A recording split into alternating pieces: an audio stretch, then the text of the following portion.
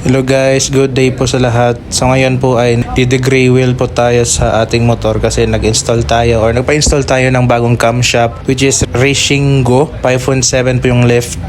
And dito binabalance na po ng ating tuner mechanic. Kita nyo dito yung mga pinagsasabi ng ating mekaniko dito. Kung ano yung purpose, kung bakit mag-degree wheel, and syempre gumamit tayo ng adjustable na timing gear.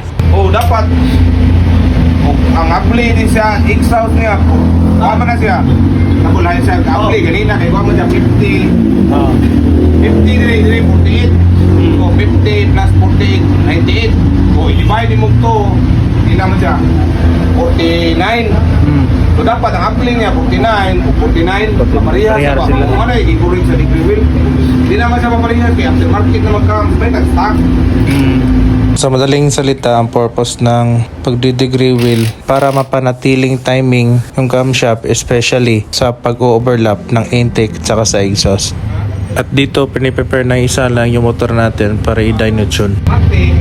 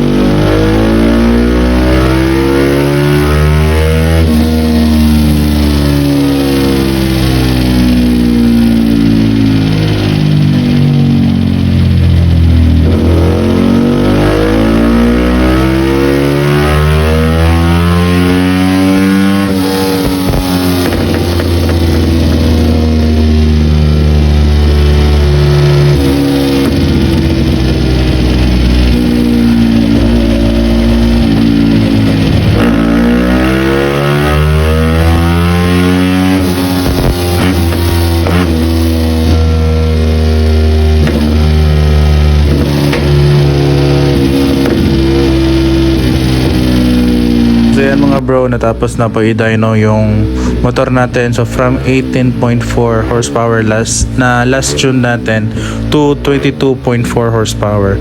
So nag-gain tayo ng 4 horsepower. Medyo mataas-taas din yung nag-gain natin, 4 horsepower. Testingin natin to very soon. Yun lang mga bro, mga paps. Thanks for watching. Ride safe and peace.